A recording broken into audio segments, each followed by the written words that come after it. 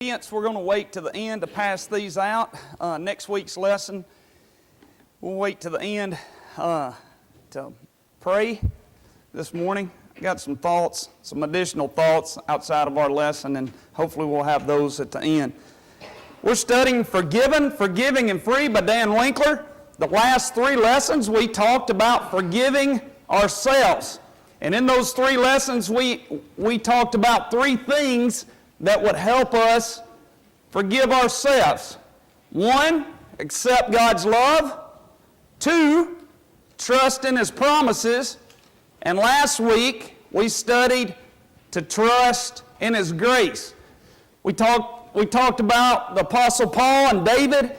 Did they remember their past sins? They did. They remembered their past sins. But what did they focus on?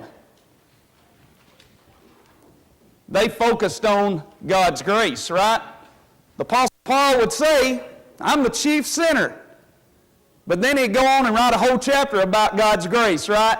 One small section, 4 or 5 verses on being the chief sinner, the least of the apostles, and then 90% of God's grace. David wrote psalm after psalm about how merciful, how graceful God was, and how lowly of a sinner he was, how awful he was. But he didn't just continue to beat himself up, he focused on God's grace. Well, this morning it gets difficult. As difficult as it was about forgiving ourselves, it's pretty tough to forgive others, ain't it? There's things that's happened in our life and people's did things to us, and it's hard to forgive. So the objective today in Dan's lesson is it was kind of interesting when I first opened it up. You know, how's he gonna tell us to in 3 chapters how to forgive others? And what he comes right out of the gate is, it's hard. It's hard to forgive. Don't be hard on yourself. It's hard to do. And he's got Bible principles of it's normal. It's normal. Don't beat yourself up. It's normal for humans to have problems with forgiving. It's normal and it's a hard thing. So that's what we're going to do this morning. Our objective is to help us see that we're normal. And we struggle when we struggle to forgive, because it's a hard thing to do. Colossians 3:12 and 13 is our memory verse this morning. Someone I asked, I don't know who. Is it Jeremy? Read that for us, Jeremy. Therefore, as the elect of God, holy and beloved, put on tender mercy, kindness, humility, meekness, long-suffering, bearing with one another and forgiving one another. If anyone has a complaint against another, even as Christ forgave you, so you also must do. With the right kind of heart, we're going to learn with the right kind of heart that has tenderness and kindness, we can forgive others. Have you been hurt? Raise your hand. Has anybody been hurt in here? You've been hurt, right? What's the worst thing someone's done to you? I don't want to know it, Roger.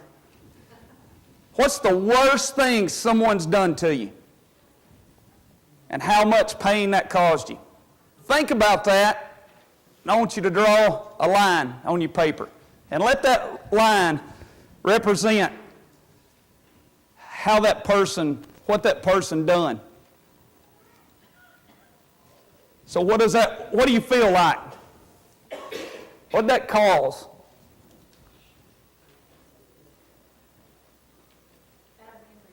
Bad memories.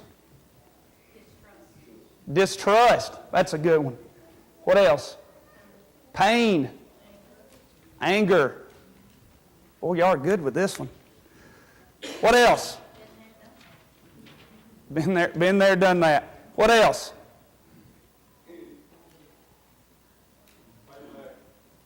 Payback. Who said that? Milton. Don't ever do anything bad to Milton. It's a truthful answer, right? I'm going to get them just when I get my chance. What else? Maybe loss of friendship. Loss of friendship, right? That kind of goes with Kelly's distrust, right? It's hard to have a friend that you can't trust. What else? You and Milton's from the same tree. Yeah, it must be that road y'all live on. Start wanting bad things to happen. Boy, that's rough. So that's right, though. That's right. What else? I heard some. Suffering. Not just, could that cause physical suffering? Can it? Not just emotional, which I think Marion was talking about, not just emotional, physical, right? If you're just constantly thinking about negative stuff, we know that causes stress, right? What else?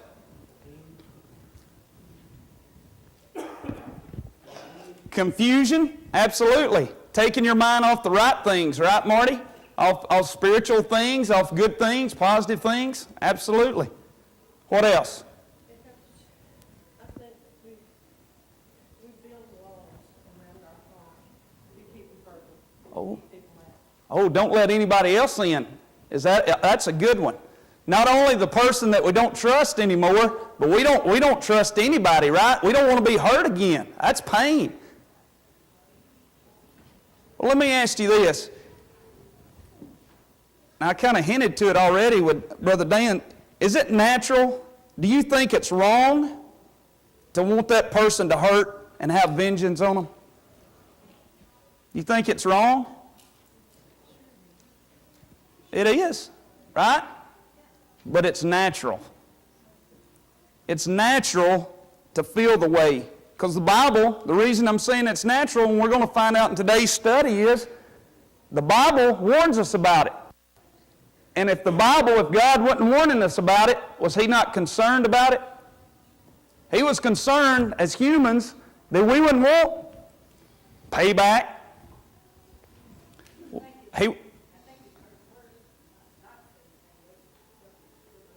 To harbor it? Absolutely. Just to keep it inside?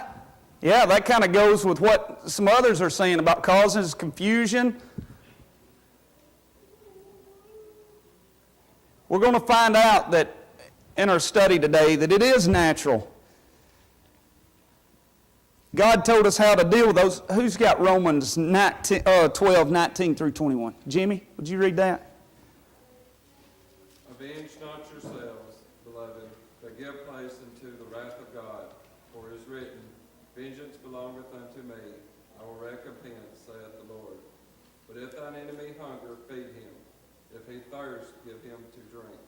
For in so doing thou shalt heap coals of fire upon his head.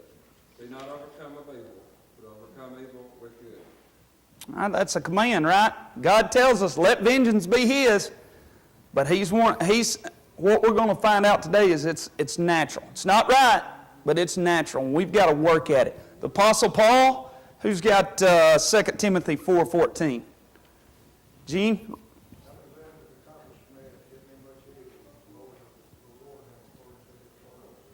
Okay, so Paul said, Alexander the coppersmith did what? He give me much evil.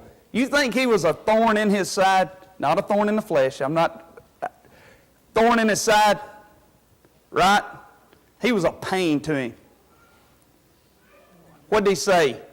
The Lord to deal with him, right? The Apostle Paul had enemies. The Apostle Paul had issues. But he was allowing God to take care of him, of his problems. As we watch the video for this week, I want you to look. Forgiveness starts with our heart. Ephesians 4:32. Hearts of tenderness plus hearts of kindness equals hearts of forgiveness. Listen and take notes during the video, and we'll talk about it more.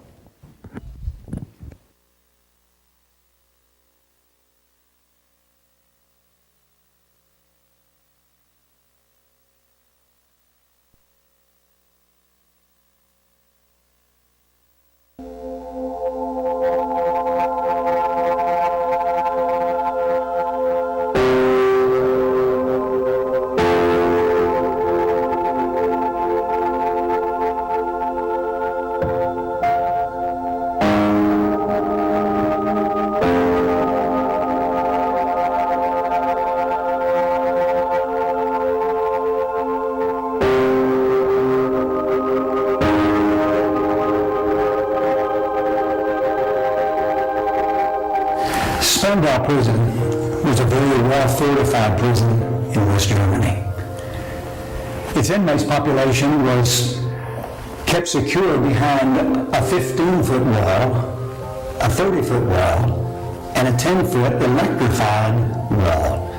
And then there was a wall of barbed wire. It was guarded by 60 soldiers, 6 mounted machine guns, 24 hours a day. Originally, it was designed to house 600 inmates, but after the Nuremberg war trials, it became the home of only 7. The Spandau 7. All but one served out their time and were released early. The one exception lived there 46 years. In the last 17, he was there by himself as an inmate. His name was Rudolf Hess, second in command of Adolf Hitler's Third Reich. Belligerent to the end, a loner, Hess refused to engage in mundane tasks like pulling weeds. He never attended Sunday worship with the others.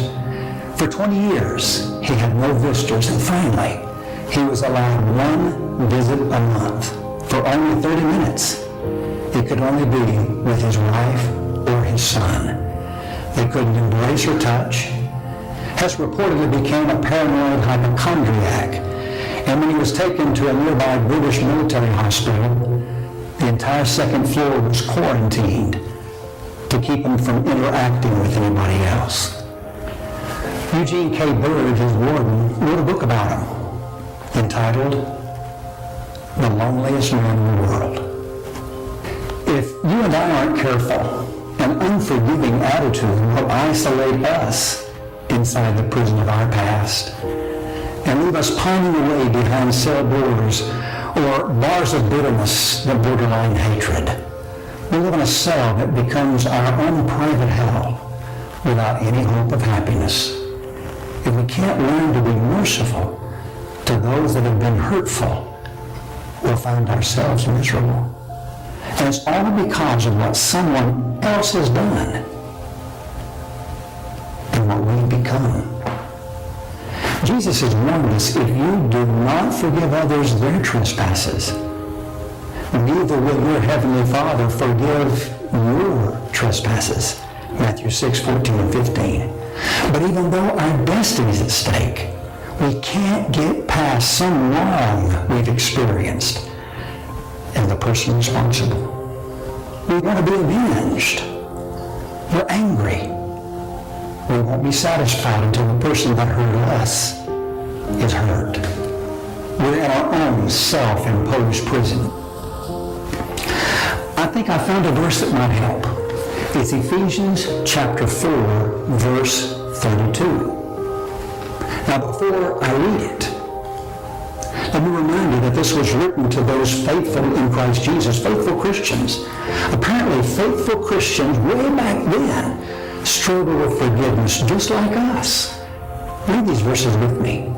Be kind one to another, tender-hearted, forgiving one another, as God in Christ forgave you. Did you see the phrase?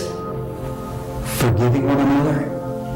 If we focus on the words that surround that phrase, we might get insight into the kind of heart that makes forgiveness a little easier. The first word that jumps off the page to me is the word tender-hearted. Be kind to one another, tender-hearted, forgiving one another. Have you ever been served a tough steak? It's hard, full of grizzle and awful. In contrast, have you ever enjoyed a steak that was so tender you could cut it with a fork? A heart that forgives isn't hard and marbled with grizzle of resentment. You can't hold a grudge and forgive. A heart that forgives has to be soft, gentle, tender. Brother Dan, how do we develop a heart like that? Well, my mama had a special hammer. It was a special hammer she used to beat our steaks on the kitchen counter. Of all things, it was called a meat tenderizer. So what do we do to tenderize our hearts and be more forgiving? Let's go back to our verse. And see what else we find before the phrase, forgiving one another. What do you see? It's a command. Be kind to one another, tender-hearted, forgiving one another. Watch the progression of thought. Being kind helps us be tender-hearted, which makes us more apt to forgive. Kindness, tenderness, forgiveness. Kindness is a language even the sight-impaired can read. It's a beautiful symphony that even the hearing-impaired can enjoy.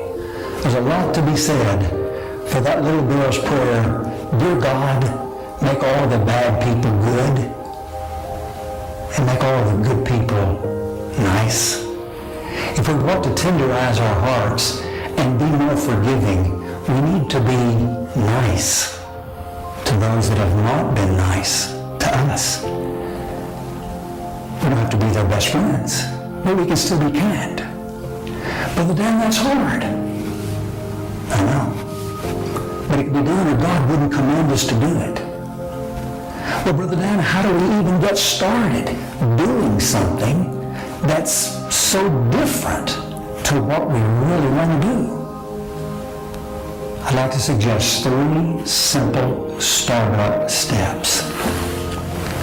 First, it will help us be kind to those that have been unkind to us if we look for nice things to say about them when we're talking to others. James 3 tells us it's not right to use our tongues to bless God and curse man, even those we wish God would curse. So remember, a word fitly spoken is like apples of gold in a setting of silver. Proverbs 25:11. Second, it will help us be kind to those that have been unkind to us if we look for opportunities to pray for them when we're talking to God. Remember, Jesus said, pray for those who persecute you, Matthew 5:44. He didn't say pray about them, but pray for them. There's a huge difference. Third, it will help us be kind to those that have been unkind to us if we look for ways to help them. Being good to someone that has not been good to us helps us overcome resentment. Never avenge yourselves, Paul wrote in Romans 12:19 and 20. To the contrary, if your enemy is hungry, feed him. If he's thirsty, give him something to drink. Overcoming an unforgiving spirit with tenderness and kindness. So here I am, imprisoned by my past. To get out, all I have to do is start working on my heart. Being more kind and gentle can help me be more forgiving. Kindness, tenderness, forgiveness. It all starts with the heart. And that brings us to a brand new memory verse. It's a little longer, but if you commit it to memory, trust me, if you commit it to memory and use its principles, it will refine your personality and make you more like Jesus than ever before. Here it is. Put on then as God's chosen ones, holy and beloved, compassionate hearts, kindness, humility, meekness or gentleness, and patience, bearing with one another. And if one is a complaint against another, forgiving each other, as the Lord has forgiven you, so you also forgive. And above all these, put on love, which binds everything together in perfect harmony. That's Colossians 3:12-14. Let's pause now. And with your study leader, give a little more time to this helpful passage. I look forward to visiting with you again. Come our next study.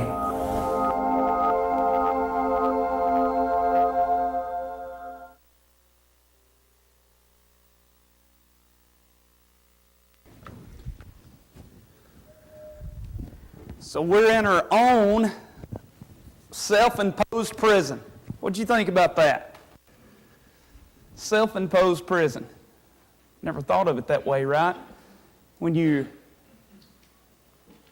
don't forgive others, you're causing yourself a whole lot more grief, right? You're putting yourself in your own prison. What are some thoughts out of the video? What stood out to you? I think that self-imprisonment is probably like really stood out to me. Forgive somebody like Jesus would and told us to do. It's a command, right? Yes. Absolutely. What else? Oh, absolutely. Absolutely. Very good. You can forgive somebody. You don't have to be their best friend again. There's a trust they're lost, right? What else? My struggle is how do you forgive somebody who don't have to forgive me? So I'm hoping he covers that in later chapters. And I want you to think about this. This is a good study. We've had it in the men's study before.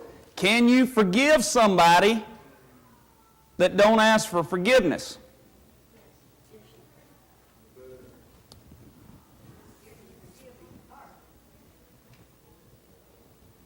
This could be a whole extra lesson. I'll add this. This is not, well, this is directing you. Can God forgive you without you asking forgiveness? I'll ask that question. Don't answer it. You think on it. Can God forgive you without you asking Him to forgive you? Think about that. Hopefully Dan covers it in a video. I'm not saying y'all are wrong answers. I'm saying there's a lot of thought that needs to go into that, either on both sides. Okay? Gail says you have to forgive others for your own self. She's self-imprisoned, right? You've got to be able to move on. So how about, did you catch, and I didn't catch it till the second time, did you catch his three things he says to do? Did he say, I wrote them down the first time, did he say if you do these three things you'll be able to get through forgiveness? He said they're a start. They're a start. Now see, that's the difference between the elder and the deacon. I didn't catch it the first time. It's a start, right? That's a big key word. A start. It's a start to forgiveness. And what are those three? Say nice things to others. Well, that's pretty difficult, isn't it, Roger? If you're self-imprisoned over something, holding a grudge against somebody, it's hard to go to others and say, try to find something that's good to say about them, right? Now, what should be one of the easiest things to do, and maybe we don't do it, is the second one. Pray for them, right? Should that be difficult? Going to a Creator that forgive us, I mean, if you think about it on a small, on a simple scale like me, is Christ give His Son and forgave us. Shouldn't we be able to go to our Creator and ask Him for help in forgiving? You can, but it takes time. You have to get to a point in your own heart, in your own forgiveness before you can, I guess, start forgiving them truly. We can go to God in prayer and ask Him to help us, right? If we're truly striving to forgive them. He said we should pray for them, not about them. Pray for them, get care of what they're doing. Johnny says we're told to pray for them and not about them. And I think everyone, if we have grudges against people, we do have grudges against people. When we do have grudges against people, should we want them to go to heaven? Absolutely. And that's what it's about, right? Pray for them that we'll get through this, that they'll make it to heaven, that they'll change whatever they're doing, or we come to agreement, right? That this contradiction doesn't keep either one of us out of heaven. I think we forget that there are two sides to every story, and that other person could be praying the exact same thing for us. Yep. Could be a misunderstanding. Where's my wife? That's the one word she tells me all the time. Communication. She capitalizes it when she tells me. But communication, right? A lot of times it's just bad communication, or sometimes. How,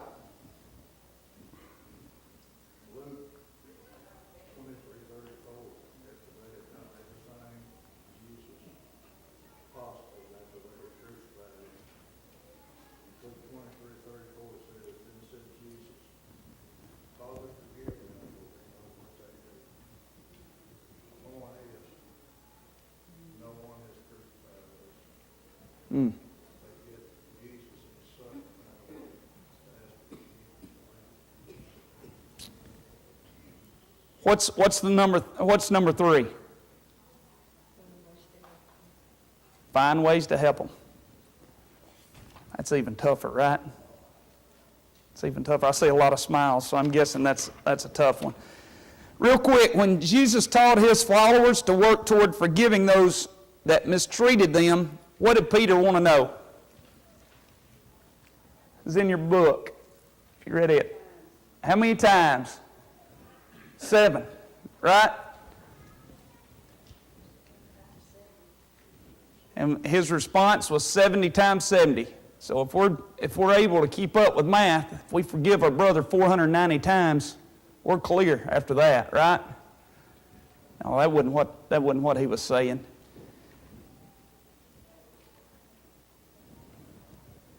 We continue to forgive. When Jesus taught his followers to forgive those who mistreated them, of the offended, repented, what did the apostles request? And what does that suggest to you? What did the apostles ask him? When he said 70 times 7, what did the apostles? 3 words. Increase our faith. Why? Why would they ask that? It's a struggle. The apostles struggled with it, didn't they? So what does that tell us? They struggled with what a problem we got. If they struggled, we got a problem too. Write these verses down real quick. Our memory verse, our section we wanted to look at today is God's chosen ones, holy and beloved. Who we are to God, we are chosen. 1 Peter 2, 9 through 10. To the world, we're holy, meaning separate. Romans 12, 1 and 2. And to each other, we are beloved, loved ones. 1 Corinthians 16, 13 and 14. Danny, I got 1 minute? 1 minute. I got 1 minute. So this has nothing to do with the lesson today. So just a thought that I had this morning while I was studying. If you had 5 minutes that you could spend with anybody, past, present, future, if you could spend 5 minutes with anybody and they had to grant you the request that you had, who would it be? Would it be Donald Trump? And you request, you can't get on Twitter anymore. None. And he had to do it. Would it be Adolf Hitler? And you say, can't kill Jews. You got to be a good person. And he had to do it. Who would that be? If you could do that, if you had the power to do that, you have the power to go to the person that created those people. It's free. Anytime, 24 hours a day, you can go to the Creator and ask anything you want. We've had yesterday was a crazy day. Started pretty early. Last week was a crazy week. A lot of people are hurting in here. A lot of people has family that are really sick. You know, Jesse's traveling. You know, people's getting tested. It just seems like this week, and I know the congregation hurts every week, right? But it just seems the last week we had a lot going on. Had a sister to die yesterday that's been home-stricken for a long time. There's just a lot going on. Why would our prayer life not increase significantly? If we had an opportunity to go to Adolf Hitler, if we had an opportunity to go to Donald Trump and change their mind about something, we'd do it. We've got a free avenue to the Creator. Why would we not increase it? That's a thought for a day. Thank y'all.